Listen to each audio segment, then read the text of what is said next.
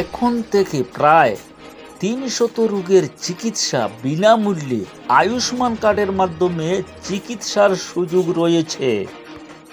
Ayushman Bharat card নিয়ে মুখ্যমন্ত্রী হিমন্ত বিশ্ব শর্মা মহাশয়ের বিশেষ ঘোষণা। আপনারও কি আয়ুষ্মান ভারত কার্ড আছে? যদি থাকে তাহলে আজকের এই বিশেষ ভিডিওটি আপনার জন্য। সম্পূর্ণ ভিডিওটি দেখার জন্য সঙ্গে থাকুন। প্রিয় দর্শক, আয়ুষ্মান কার্ডেও এসে গেল অনেক নীতি নির্দেশনা। এই আয়ুষ্মান কার্ডে কি কি নতুন নীতি ও নির্দেশনা এসেছে তা জানতে হলে সম্পূর্ণ ভিডিওটি দেখার জন্য সঙ্গে থাকুন।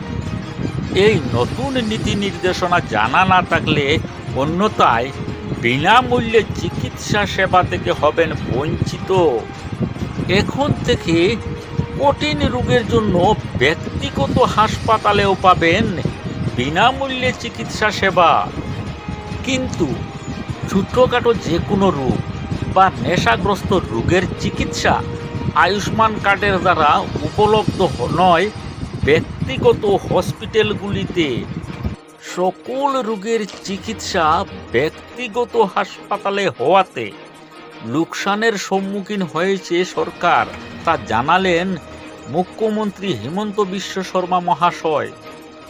আয়ুষ্মান ভারত কার্ডে নির্দিষ্ট কিছু রোগের চিকিৎসা বিনামূল্যে লাভ করতে পারবেন উভয় হসপিটালেই, সরকারি ও ব্যক্তিগত হসপিটালে। আয়ুষ্মান ভারত এই কার্ড নিয়ে মুখ্যমন্ত্রী হিমন্ত বিশ্ব শর্মা মহাশয়ের বৃহৎ ঘোষণা। তো আসুন দেখে নেওয়া যাক মাননীয় মুখ্যমন্ত্রী এই কার্ড নিয়ে কি ঘোষণা করেছেন।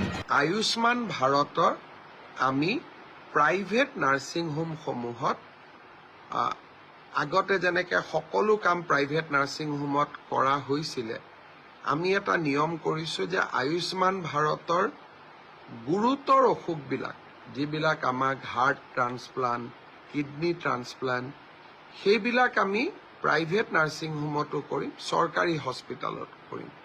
কিন্তু প্ৰসৱ, সৰু সৰু প্ৰচিডিউৰ আমি প্ৰাইভেট নাৰ্ছিং হোমবিলাকতো খুলি দিয়াৰ বাবে চৰকাৰী চিকিৎসালয়সমূহে বিভিন্ন ধৰণে ক্ষতিৰ সন্মুখীন হৈ আছিল আৰু বহু সময়ত দুৰ্নীতিৰো বিশাল অভিযোগ আহিছিলে।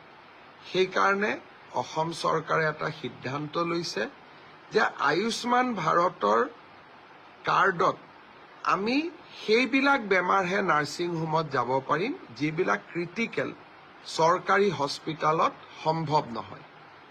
তেনেকুৱা আমি ৩০০ প্ৰচিডিউৰ প্ৰাইভেট আৰু চৰকাৰী নাৰ্ছিং হোম দুইটাতে ৰাখিছোঁ। কিন্তু বাকী কামবিলাক আমি চৰকাৰী চিকিৎসালয়ত আমি কৰিম। কেঞ্চাৰৰ চিকিৎসা বি বৰুৱা কেঞ্চাৰ হস্পিটালত কৰিম, গুৱাহাটী মেডিকেলত কৰিম, টাটা আৰু আমাৰ মাজত স্থাপিত হোৱা চিকিৎসালয়বিলাকত কৰিম। কিন্তু প্ৰত্যেকটো পৰ্যায়তে যদি আমি প্ৰাইভেট নাৰ্ছিং হোমবিলাকত সৰু সৰু বেমাৰৰ চিকিৎসাৰ কাৰণেও যাওঁ, তেওঁলোকে বেমাৰটোৰ চিকিৎসাৰ কাৰণে আয়ুষ্মান ভাৰতৰ কাৰ্ডখন লয়, কিন্তু লগত আৰু বহুত অতিৰিক্ত টকাও লয়। চৰকাৰী হস্পিটালত অন্ততঃ তেনে ঘটনা নহয়।